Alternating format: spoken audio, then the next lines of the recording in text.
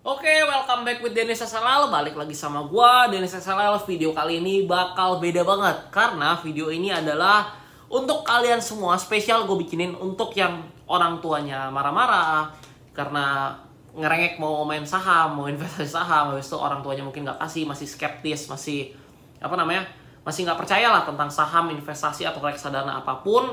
Oke, jadi di sini di video kali ini gue bakal jelasin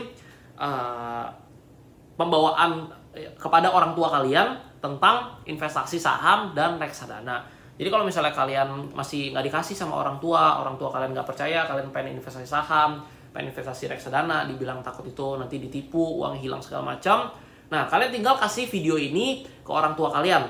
Kalian tinggal kasih video ini karena gue bakal jelasin tentang apa itu saham dan apa itu reksadana kepada orang tua kalian. Jadi gue bakal panggil nanti om, tante, gue bakal kayak gitu. Jadi oke, sebelum kita masuk ke materi, seperti biasa kalian bisa subscribe dulu channel ini biar terus berkembang dan mengedukasi masyarakat Indonesia seputar literasi keuangan dan juga investasi. Jangan lupa share video ini ke teman kalian kalau misalnya video ini bermanfaat. Oke, kita bakal masuk ya ke materi. Oke, siap-siap kasih video ini ke orang tua kalian. Oke? 1, 2, 3. Halo, om, tante, perkenalkan nama saya Dennis. Kalau di sosial media saya dikenal dengan nama Dennis SLL. Ada di TikTok, di YouTube, dan juga di Instagram. Apa kabar om dan tante? Saya harap om dan tante dalam keadaan sehat. Om dan tante, kalau misalnya di 2020 ini lagi booming banget nih sama yang namanya saham, reksadana, anak-anak muda ya, generasi muda, misalnya masih pada SMA atau kuliah, masih banyak banget tuh om tante yang pengen ya investasi. Habis itu lagi booming banget nih, semua pakai pencet handphone beli saham, beli reksadana.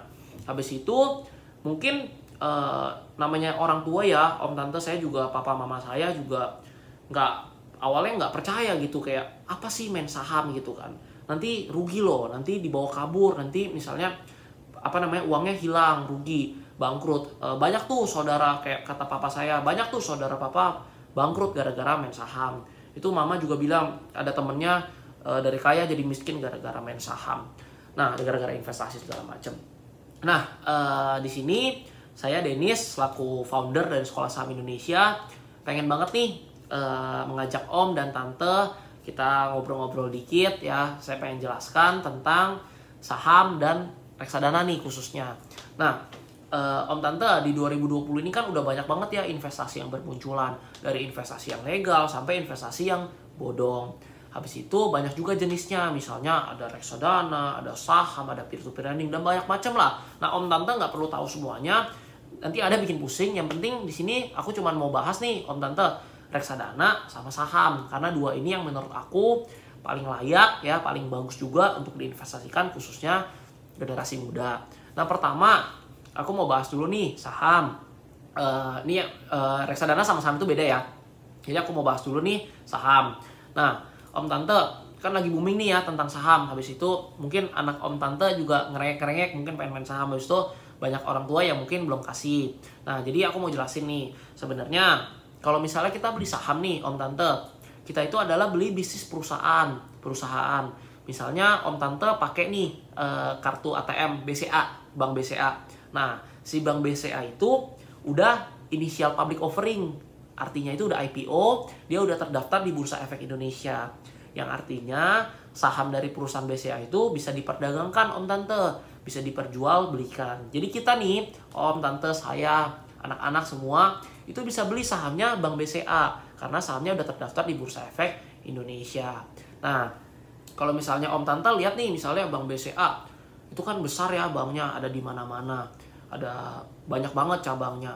Nah, harusnya kan model bisnisnya itu bagus ya kan, banknya juga gede banget. Nah, misalnya kita tabung uang nih di Bank BCA, artinya kan kita percaya sama Bank BCA. Atau enggak, misalnya ada Bank BRI, Mandiri dan sebagainya macamnya lah, kita tabung di suatu bank, artinya kan kita percaya kan om tante sama bank tersebut. Kalau kita nggak percaya, kita nggak mungkin taruh uang kita di sana. Nah, kalau kita percaya sama banknya, ada credibility-nya, artinya kita boleh dong om tante beli saham dari bank tersebut. Toh kita kan percaya sama bank tersebut akan selalu ada, bakal terus ada, kita bakal tabung uang kita. Nah, kita bisa nih om tante beli sahamnya emiten bank tersebut. Misalnya contohnya BCA dengan kode saham BBCA. Kita bisa beli nih sahamnya BBCA. Nah, habis itu cara belinya gimana nih? Nanti uangnya dibawa kabur lagi sama broker, sama perantara. Jadi tenang Om Tante, kalau misalnya kita zaman sekarang, kita kan mau beli saham pakai smartphone. Wah, nanti uangnya dibawa kemana? Enggak, kayak gini. Jadi kita bikin yang namanya rekening sekuritas Om Tante. Nah, jadi dari sekuritas itu nanti kita bisa beli saham-saham, baik saham bank, misalnya saham perusahaan Indomie, misalnya namanya Indofood, sebagai macam kita bisa beli. Nah, kita bikin rekening sekuritas, gunanya itu sebagai perantara. Ibaratnya gini Om Tante, kita mau beli Indomie nih, kita nggak bisa beli di pabriknya. Ya, kita harus beli lewat Indomaret, Alfamart, atau misalnya lewat Tokopedia nih, atau Shopee. Nah, si sekuritas ini ibarat Indomaretnya, ibarat Tokopedianya nih kalau di smartphone. Jadi kita misalnya, kita udah dibuatkan nih namanya RDN nanti di akun sekuritas, rekening dana nasabah. Kita masukkan uang kita ke rekening dana nasabah. Nah, rekening dana nasabah ini bisa Bank BCA, Bank Permata, Bank Mandiri, itu banyak macamnya. Tergantung kita maunya apa. Misalnya kita buat RDN atau rekening dana nasabahnya Bank BCA nih. Maka uang kita akan ada di Bank BCA. Jadi kita masukkan nih 10 juta. Uang kita itu ada di RDN, rekening dana nasabah. Ada di Bank BCA. Jadi misalnya nih, sekuritasnya bangkrut nih Om Tante. Sekuritasnya bangkrut, uang kita itu nggak ada di sekuritas. Sekuritas itu nggak pegang uang kita, tapi uang kita ada di Bank BCA, di RDN tersebut. Jadi nanti bisa diproses, bisa dikeluarkan. Kalau kita kan percaya sama Bank BCA, kita aja biasa tabung kan uang di Bank BCA, jadi ngapain takut gitu, ibaratnya gitu. Nah, habis itu, jadi nggak masalah. Nah, habis itu misalnya kita beli saham nih, Om Tante. Nah, kalau misalnya sekuritasnya bangkrut gimana? Saham kita nanti itu ada di KSEI, Om Tante. Jadi kalau misalnya sekuritasnya bangkrut, nanti ada proses pemindahan. Jadi nggak masalah, ya.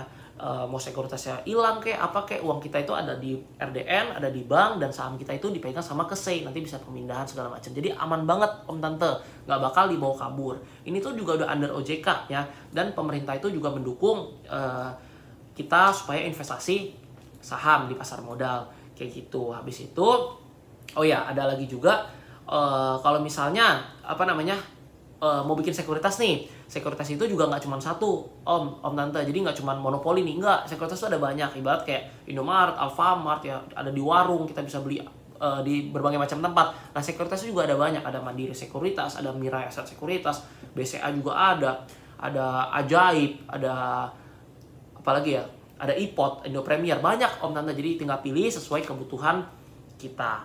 Nah, untuk saham-saham itu ada banyak banget Om Tante. Ada saham misalnya bank ya kan, misalnya Indofood nih namanya ICBP, atau misalnya Unilever kalau Om Tante tahu, kalau kayak es krim bos tuh Unilever itu kode sahamnya UNVR. Habis itu rokok nih, misalnya Om ada yang rokok nih, Sampurna ada yang namanya HM Sampurna, HMSP kode sahamnya, atau Gudang Garam rokoknya misalnya GGRM, itu ada semua emitennya, dan kita bisa beli sahamnya dengan punya rekening sekuritas tersebut. Jadi kalau misalnya segi dibawa kabur itu udah nggak mungkin Om Tante, itu udah aman banget. Nah, kalau misalnya segi kerugian, bisa nggak rugi? Bisa Om Tante, bisa rugi. Kenapa? Harga saham itu karena naik turun. Kalau ditanya, kenapa kok bisa naik turun? Karena ada hukum permintaan dan penawaran Om Tante. Misalnya lagi banyak yang beli nih, ya sahamnya naik. Kalau misalnya pada jual, ya sahamnya turun. Tapi kalau kita pikirkan pakai logika Om Tante, saham yang harganya naik, ya artinya kan ada sentimen khusus nih Om Tante. Misalnya sahamnya labanya meningkat nih tahun ini, perusahaannya bagus. Nah, orang-orang tahu, artinya sahamnya bagus, orang berbondong-bondong beli, makanya harganya naik. Nah, kalau misalnya sahamnya jelek, ya nggak ada yang beli, Om Tante. Jadi, caranya kita sebagai kita mau jadi investor, kita harus pilih perusahaannya emang bagus, baru kita beli sahamnya. Jadi, jangan karena sekedar harganya lagi naik, kita beli. Bisa aja itu saham digoreng. Nah, itu kalau digoreng itu udah beda cerita lagi. Itu nanti kita bakal pelajari mungkin di next video ya, Om Tante. Kita tujuan itu fokus mau cari perusahaan yang memang bagus Om Tante nih, yang memang bagus. Misalnya contohnya perusahaan-perusahaan yang kayak Bank BCA, Bank Mandiri, Bank BNI, Bank BRI, Indofood, seperti itu, Telkom misalnya. Nah, Om Tante, kalau misalnya kita investasi jangka panjang, itu keuntungannya itu lumayan banget. Misalnya contoh nih, aku waktu itu pas masih SMA ya kan, beli saham BBCA itu di harga 14.000 ya. Sekarang udah 33.000 Om Tante. Berarti kalau misalnya waktu itu aku sih taruh waktu itu dikit ya, karena kan masih SMA. Aku cuma taruh 5 jutaan, itu udah jadi 12 juta lebih. Akhirnya aku jual. Nah kalau misalnya om tante punya uang misalnya 50 juta, wah udah bisa 100 juta lebih. Kalau punya uang 500 juta udah jadi 1 miliar lebih. Jadi keuntungan di saham itu memang hebat banget, bisa banyak banget. Karena memang perusahaan-perusahaan yang emiten yang dibeli itu emang lagi growth banget, lagi bertumbuh. Nah itu baru saham BBCA. Kalau misalnya om tante tahu nih, ini saya bukannya maksudnya menghebat-hebatkan saham, enggak, saya cuma mau sharing aja. Misalnya om tante tahu nih Alam Sutra. Alam Sutra itu kan bisnis properti. Itu perusahaannya itu udah IPO juga, jadi sahamnya bisa dibeli. Kode sahamnya itu ASRI. Nah kalau om tante ngerasain tahun 2008 itu kan ada resesi ya, ada krisis. Nah harga saham tuh pada turun ya. Kalau om tante beli saham ASRI di tahun 2008, habis itu jual di tahun 2013 ya, itu bisa untung 2000% om tante. 2000% berarti 20 kali lipat. Misalnya om tante masukin 100 juta ya di 2008, di 2013 uang om tante itu jadi 2 miliar. Sekali lagi saya bukan menghebat-hebatkan saham. Kalau om tante emang pengen tahu lebih lanjut, bisa Google, cari harga saham ASRI tahun 2008, habis itu cari harga saham ASRI Alam Sutra tahun 2013. Memang kenaikannya itu 2000% om tante. Dan ini juga udah ada di bukunya Ko Andika Sutoro Putra, anak muda yang anak muda miliarder saham ya. Jadi Ko Andika itu juga masih muda banget, masih umur 20-an, dan dia udah punya dia tuh udah menjadi anak muda miliarder saham dari investasi saham doang nih. Nah, aku cuma pengen sharing ke om tante bahwa investasi saham itu legal, udah under OJK, didukung pemerintah. Kita itu beli perusahaan, bukan investasi bodong nih om tante. Jadi duitnya juga nggak bakal dibawa kabur kayak gitu. Jadi aman banget. Tapi kalau misalnya kita bisa analisa saham mana yang bagus. Nah, saya sendiri juga udah menyediakan wadah atau komunitas yang namanya Sekolah Saham Indonesia. Di sana itu ada komunitas gratisnya, ada juga kelas berbayarnya. Tapi kalau misalnya om tante mau lihat-lihat dulu, mau join, bisa join di Telegram. Saya udah taruh nih linknya di bawah. Om tante bisa lihat gimana cara saya dan tim analisa saham, gimana cara saya dan teman-teman pilih saham yang bagus.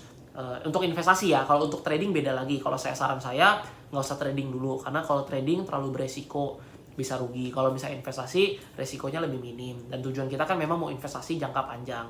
Ya, kalau trading itu lebih susah. Nah, kalau misalnya om tante mau mampir, boleh join Telegramnya. Saya udah taruh linknya di bawah. Om tante bisa lihat-lihat dulu.